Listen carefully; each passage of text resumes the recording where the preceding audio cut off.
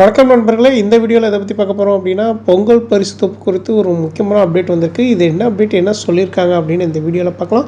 So video skip பண்ணாமல் கடைசி வரைக்கும் பாருங்கள். அதுக்கு முன்னாடி நீங்கள் நம்ம சேனலுக்கு புதுசாக வரீங்க அப்படின்னா மறக்காமல் சப்ஸ்கிரைப் பண்ணிவிடுங்க. அப்படியே பக்கத்தில் இருக்கக்கூடிய பெல் பட்டனை கிளிக் பண்ணிவிடுங்க.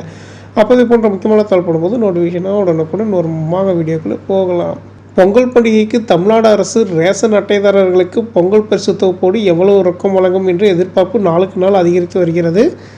இந்த சூழலில் ஒரு குட் நியூஸ் வெளியாகி இருக்கிறது.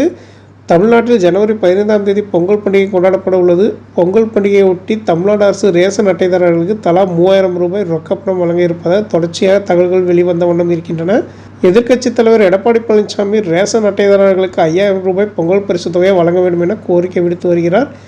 இதற்கிடையில் தமிழ்நாடு அரசு பொங்கல் பரிசு தொகுப்புக்கான பணிகளை தீவிரப்படுத்தியிருப்பதாக தகவல்கள் வெளியாகியிருக்கின்றன. ரேஷன் கடைகளுக்கு பச்சரிசி, சர்க்கரை, வேட்டி மற்றும் சேலை உள்ளிட்ட பொருட்கள் அனுப்பும் பணிகள் நடைபெற்று வருகிறதாம். கிட்டத்தட்ட 85% பணிகள் நிறைவு பெற்றுவிட்டதாக தகவல் வெளியாகியிருக்கிறது. எனவே கூடிய விரைவில் பொதுமக்களுக்கு பொங்கல் பரிசு தொகுப்பு தொடர்பான அறிவிப்பு வெளியாகும் என சொல்லப்பட்டிருக்கிறது. தற்போது வரை தமிழக ரேஷன் கடைகளுக்கு 22,291 மெட்ரிக் டன் பச்சரிசி மற்றும் சர்க்கரை ஒதுக்கீடு செய்யப்பட்டுள்ளதாம். இது தவிர 1.77 கோடி வேஷ்டி, சேலைகள் கொள்முதல் செய்யப்பட்டு ரேஷன் கடைகளுக்கு அனுப்பி வைக்கப்பட்டிருப்பதாக செய்திகள் தெரிவிக்கின்றன.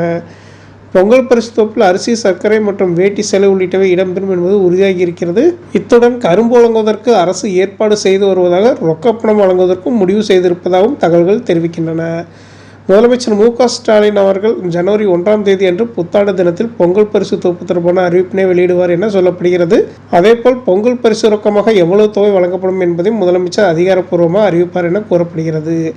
2 கோடிக்கும் அதிகமான குடும்ப அட்டைதாரர்களுக்கு இந்த முறை பொங்கல் பரிசு தொகுப்பும் ரொக்கமும் கிடைக்கும் என தலைமைச் செயலக வட்டாரங்கள் தகவல் தெரிவிக்கின்றன.